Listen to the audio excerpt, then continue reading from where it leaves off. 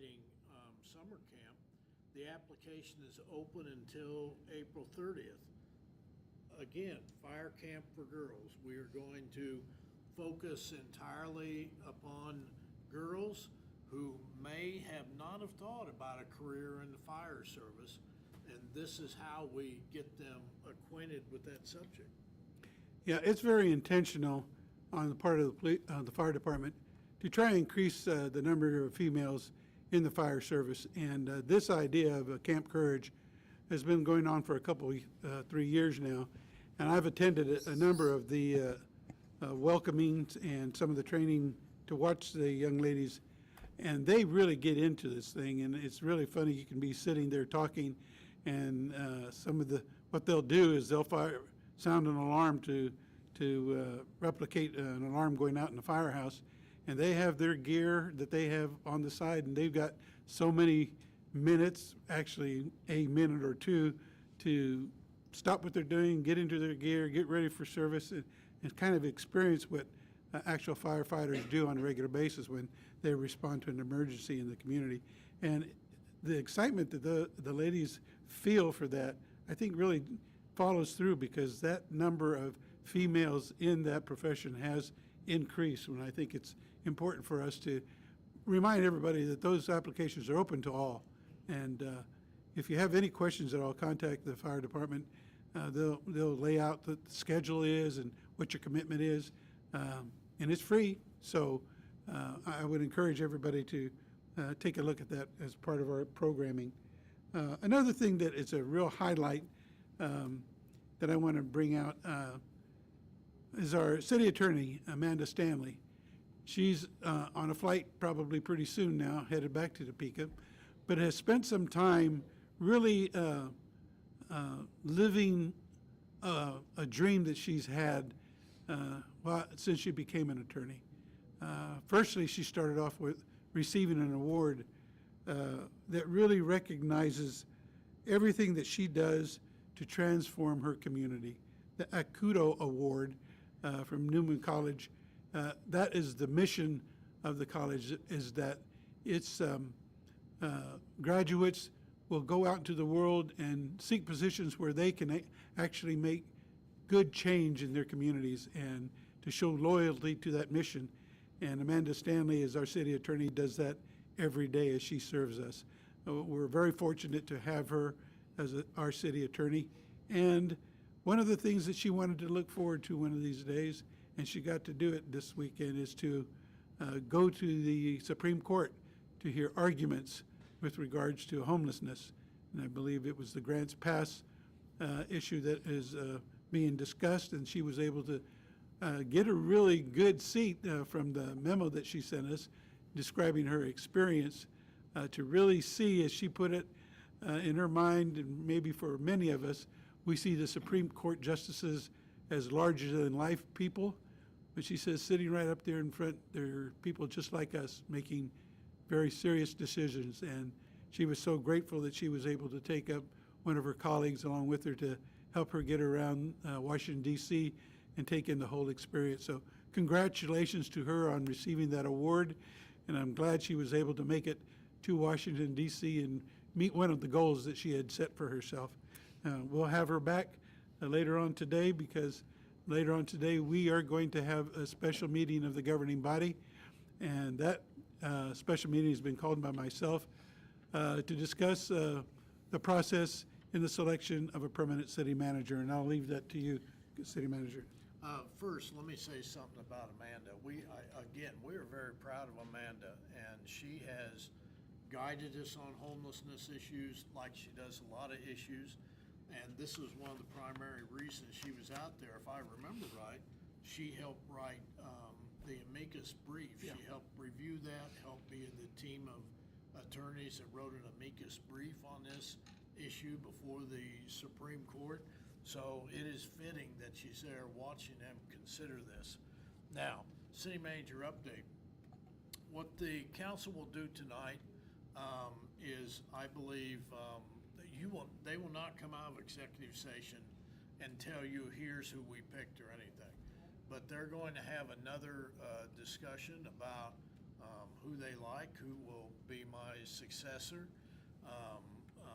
And then in about a month, I would imagine in about a month, if things go right, then we'll be able to make an announcement, if not sooner, about who your next city manager will be. But don't expect an announcement tonight.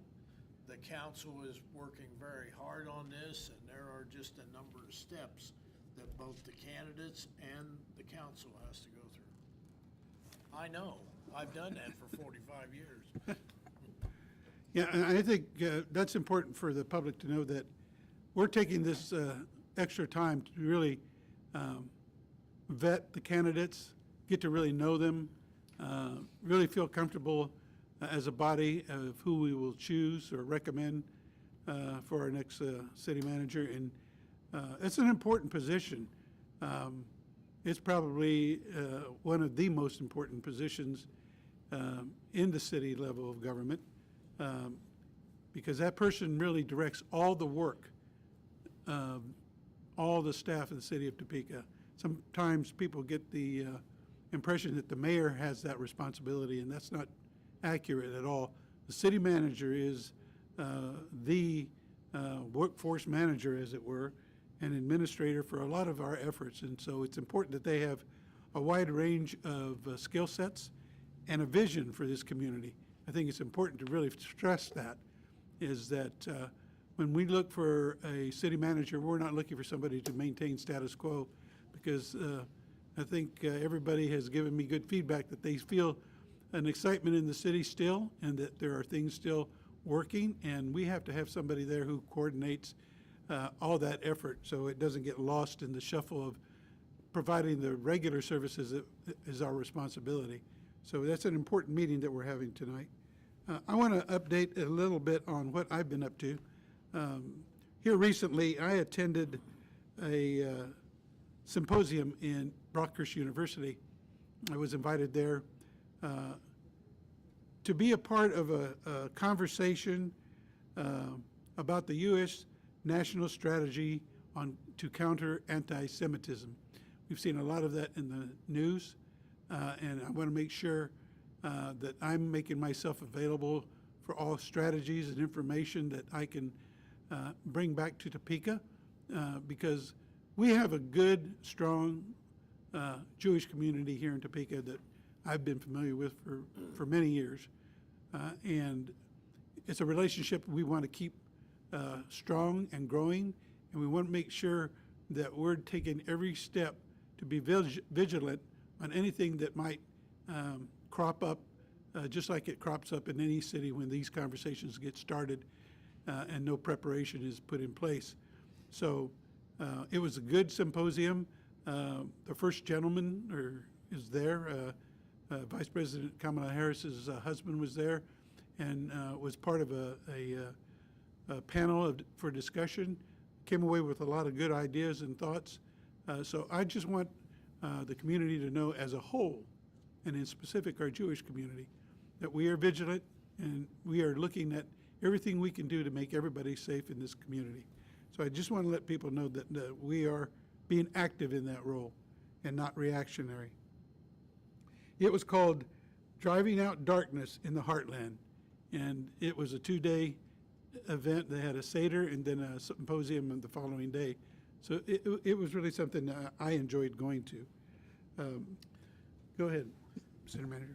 Following up on what the mayor said, we should never, and when I say we, I mean we as an American people, we as everyday citizens, should never tolerate anybody being discriminated against, anybody being biased against based upon their religion, race, color, or creed. We are America, and we are big enough for everybody to be in this country. And if you look at the history of this country, every religion has played a part in the development of where we are today. Also, I was able to take part by invitation with the U.S. Conference of Mayors in Kansas City for a roundtable discussion hosted by the mayor of Kansas City, Missouri, so that we could sit around as mayors and in a casual way talk about a lot of issues and problems that we all experience in our cities, either small or large. And to get a conversation going about ideas that are being brought forth in their communities that may be applicable to things that we're trying to do here in Topeka. It was a good opportunity to get to know the regional mayors and to hear a lot of support coming from Kansas City, especially for what Topeka is doing. And they're taking notice of us, and that was one of the reasons I got the invitation to go there. So it's important for us to realize that we don't exist, obviously, in a vacuum, that what we do is watched by many people, not just in this city, but in the region. And so I thank the U.S. Conference of Mayors for that opportunity. And as a follow-up, I've been invited to go and will attend another Conference of the Mayors in Fort Worth, Texas, early this month, early in May, which is a meeting of mayors and police executives to talk about policing issues, those issues that are always out there for discussion, use of force, recruiting, all those things that relate to the provision of services by a police department to its community, and to look at best practices and bring away from there a feeling of where we are as a community. And that's why initially the first thing I brought up was the professionalism of our department here. I'm very proud to represent Topeka and their police department when I go to these kinds of meetings. But this is something that is always an active, always changing conversation. And so I'm glad to be a part of it and appreciate the invitation from the U.S. Conference of Mayors to attend. I've been associated with them since taking office, and they're a good organization and provide a lot of resources for us. And the final thing that I want to speak to, and that was to acknowledge myself and Commissioner Mays and a number of people in the community who have taken part with the WIBW effort on See Me, Hear Me effort. I think it's a great effort to bring to attention something that many of us have been personally touched by, mental health, and the need for the care of those with mental health needs, and for us to be aware of it and not, as it says, don't be afraid of it, talk about it, find those resources that can help you and your family and your situation. But I think it speaks volumes, again, to the community that has been asked and has stepped forward to make these short announcements, just as a reminder to take the stigma away from the need for mental health care. So that's the final thing I'd like to speak to. Oh, no, there's one more, but I'll save that for the last, City Manager. Okay, thank you. Did you promote me there? Yep, Am I yeah, now I did, there? yeah. All right. So, two things I want to hit, well, actually three. The mental health, everybody has issues. Everybody in their family has issues. Mental health affects every family. And there are resources out there that all of us can go to. All of us need a little bit of help at times. All of us we may need more.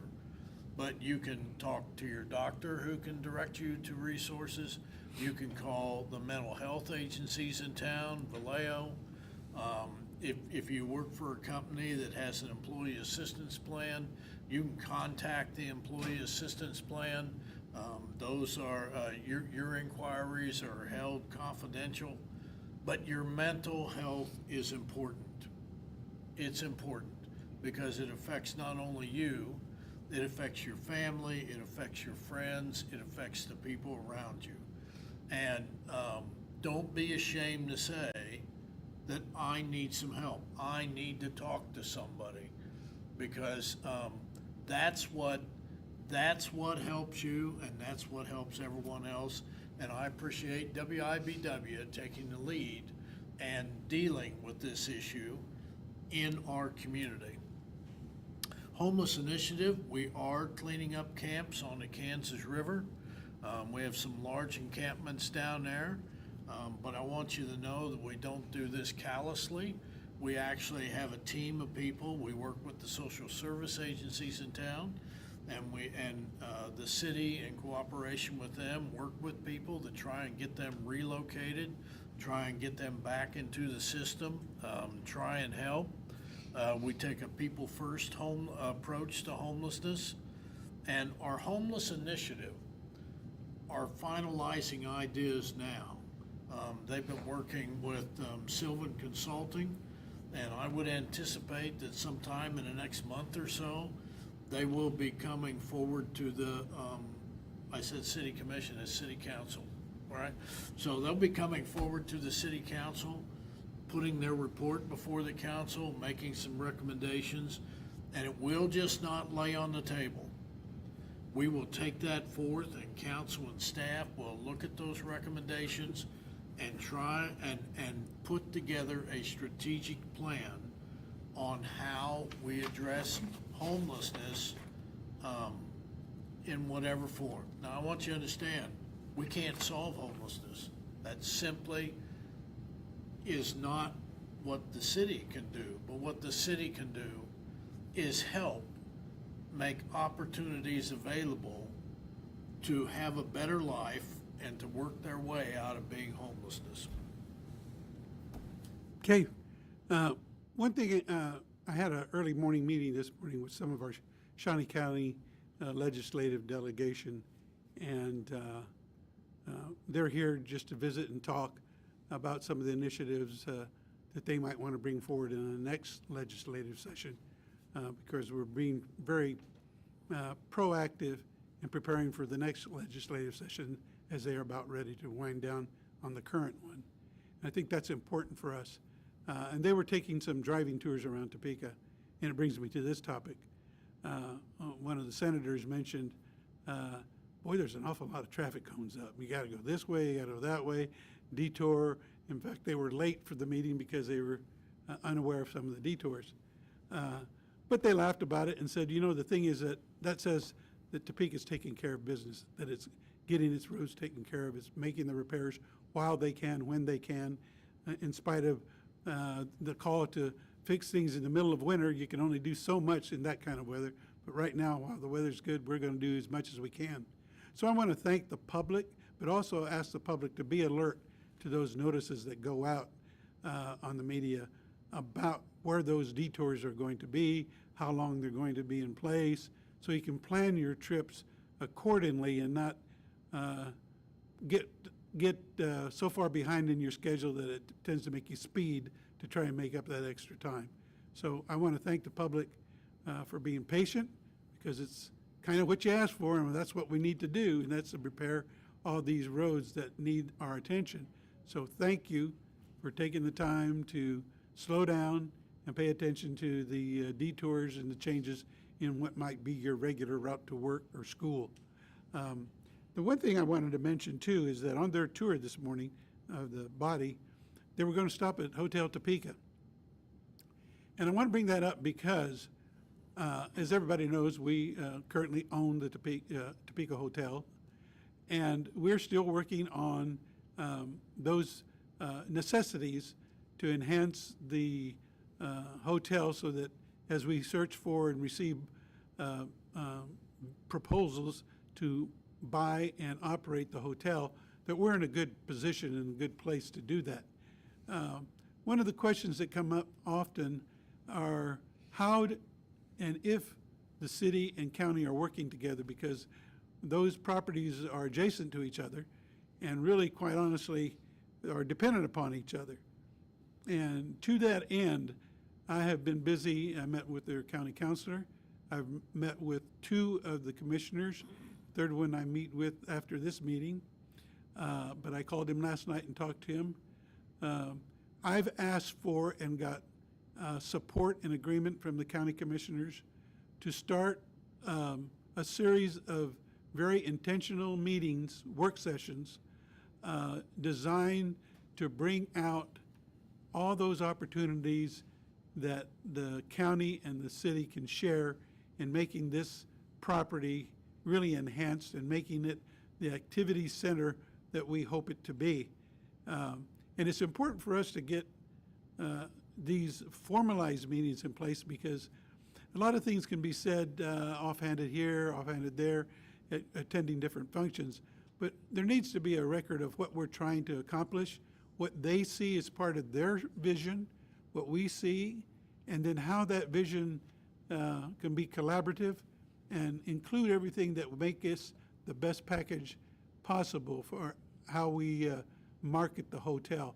So I want to thank the commissioners for doing this, and it's a follow-up to the theme that we presented during the State of the Community presentation, and that is a better and actual working relationship between both governing bodies so that there is more opportunities than not to get the thoughts, ideas, and make Shawnee County and Topeka the best place possible.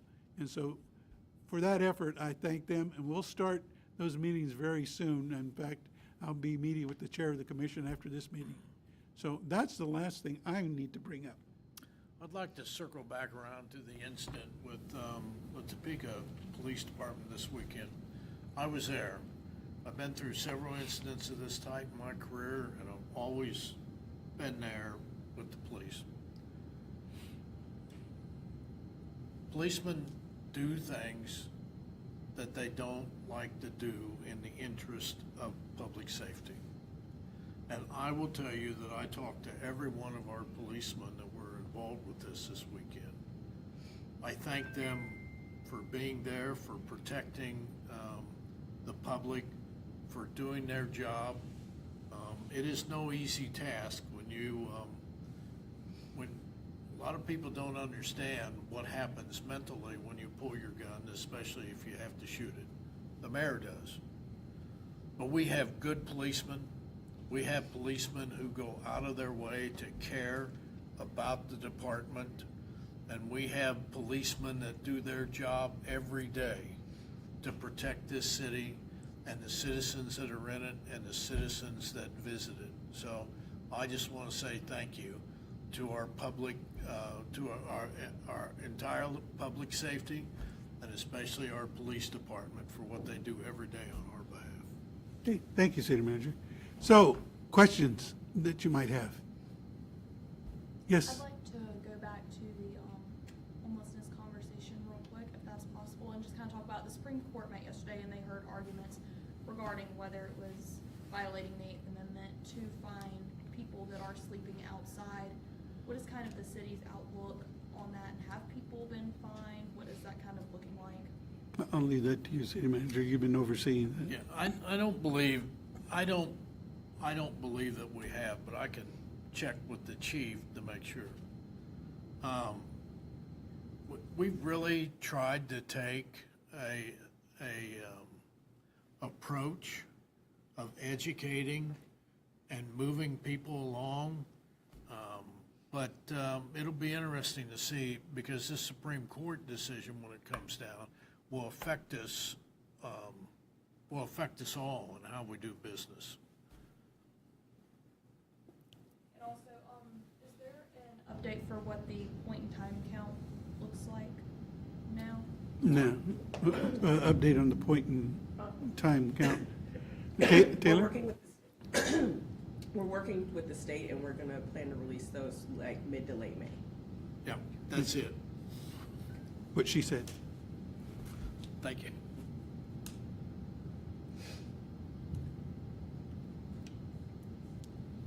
Has there been a search started for the new police chief?